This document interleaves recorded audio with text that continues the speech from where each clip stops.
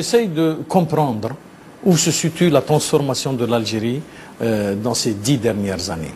Mais j'ai le sentiment quand même, quelque part, malgré tout l'amour que j'ai pour ce pays, qu'il y a un autre exil qui me menace dans le retour en Algérie. Je trouve que c'est tout à fait normal. Quand on a vécu ailleurs profondément, qu'on a fait des choses dans lesquelles on s'est inscrit fortement, le retour ne peut être qu'aussi difficile que le départ.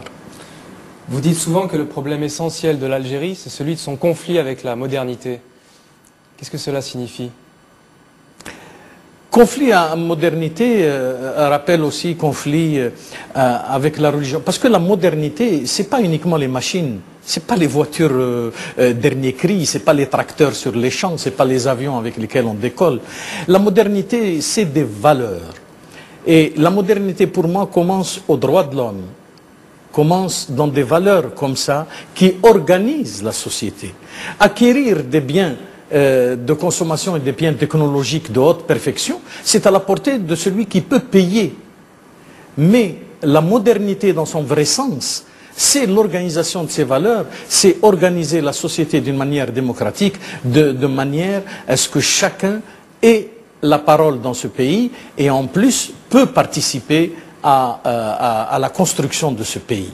Il n'y a pas une instance qui pense et l'autre qui subit. Je pense qu'il y a une démocratie qui évolue en Algérie, mais c'est une démocratie qui n'est pas, à mon sens, suffisante, comme dans beaucoup de pays arabes d'ailleurs. Alors il y a un autre thème que vous abordez, c'est celui de l'ancestralité. Vous pensez que la confiscation de cette ancestralité est à l'origine de toutes les dérives de l'Algérie. Qu'est-ce que vous voulez dire par là ? Parce qu'avant de démolir les valeurs traditionnelles, il faut aller vers d'autres. Il faut les consolider, ces valeurs traditionnelles. Si on les démolit avant d'avoir acquis autre chose, on se retrouve dans une société complètement déstructurée. On doit d'abord savoir d'où l'on vient. C'est essentiellement et fondamental. C'est je sais d'où je viens et je sais où je pars. Sinon, je ne sais pas. Sinon, je ne sais pas où aller. Et tout me fait peur à ce moment. L'autre devient une peur parce que je ne sais pas qui je suis. Donc nous, le nationalisme algérien s'est bâti sur des valeurs, dont la religion d'ailleurs est en grande partie. C'est pas par hasard que l'image de Messali El Hadj, qui est le père du nationalisme algérien, est une image maraboutique et une image de sages musulmans. Donc le nationalisme s'est construit autour de certaines valeurs traditionnelles et religieuses. Il y a eu les 22, ceux qui ont déclenché la guerre de libération. Eux l'ont déclenché au nom d'une certaine... Ils se détachaient, ils se démarquaient par rapport à la religion. Les 22 ont déclenché la guerre de libération sur une base presque laïque. C'est-à-dire nous voulons retrouver notre terre et notre liberté. Et que le peuple algérien jouisse de ses biens. Voilà le projet des 22 et de la guerre de libération. Et ensuite, bon, quand l'indépendance est venue, les maquisards ont pris le pouvoir d'une manière légitime d'ailleurs, puisque c'est eux qui se sont battus pour la guerre. Mais ils se sont dit, nous sommes les ancêtres de la nouvelle nation algérienne. Et à ce moment-là, il devenait indiscutable sur tous les plans. C'est-à-dire qu'on ne pouvait pas discuter leur politique sans discuter notre algérianité presque. C'est-à-dire qu'ils se sont fondus et confondus avec nos aïeux, nos grands-pères. Ils n'étaient pas uniquement des maquisards, mais ils étaient aussi nos ancêtres. Et ce poids-là est trop lourd pour faire évoluer politiquement l'Algérie. Alors on pensait que l'Algérie était plus ou moins sortie de la violence. Est-ce que les récents attentats qui ont eu lieu ces derniers temps signent l'échec de la politique de réconciliation nationale ? N'allons pas vite en besogne, mais je trouve qu'on est rentré lentement dans cette violence. Il faut dire qu'on est rentré 5-6 ans. Petit à petit, cette violence s'est installée.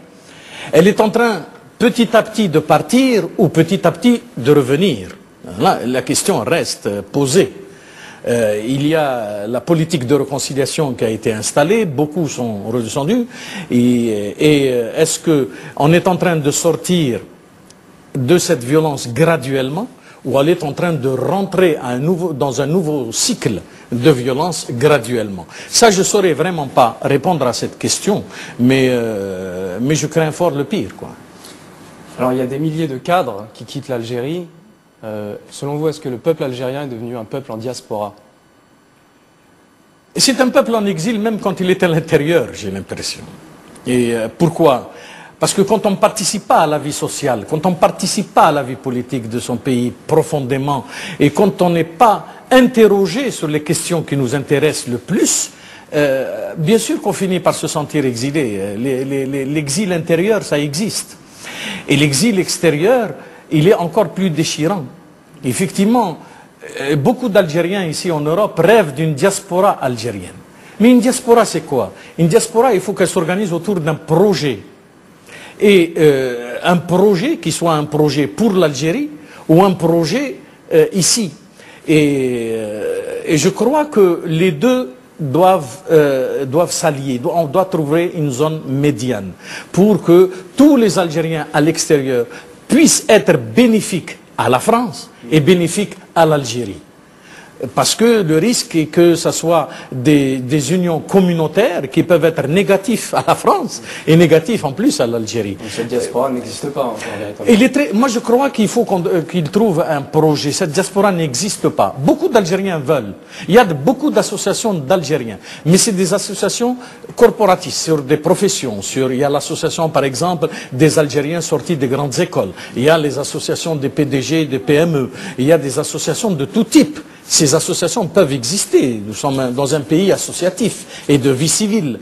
Mais une diaspora, c'est une autre dimension. Regarde, la diaspora arménienne, pour ne parler que de celle-là, elle s'est organisée, elle a existé uniquement sur un projet politique, faire reconnaître le génocide turc contre les... il y a une diaspora marocaine qui se dessine pour la défense de la monarchie en tant que telle. Parce que la monarchie représente quelque chose au-delà de la politique. C'est une façon d'être. Donc la diaspora peut s'inscrire dans la défense et le soutien de la monarchie, mais c'est fédérateur. Le projet algérien n'est pas tout à fait apparent pour qu'on puisse se fédérer autour. Quelle serait la place d'un intellectuel aujourd'hui dans l'Algérie que vous venez de décrire? Elle est grande parce que la place de l'intellectuel, c'est de réfléchir, de continuer à réfléchir profondément. Il y a tellement de problèmes qui se posent. Il y a une démographie galopante qui est extraordinaire. C'est un pays de jeunes, énormément de jeunes. Il y a beaucoup d'argent avec le pétrole.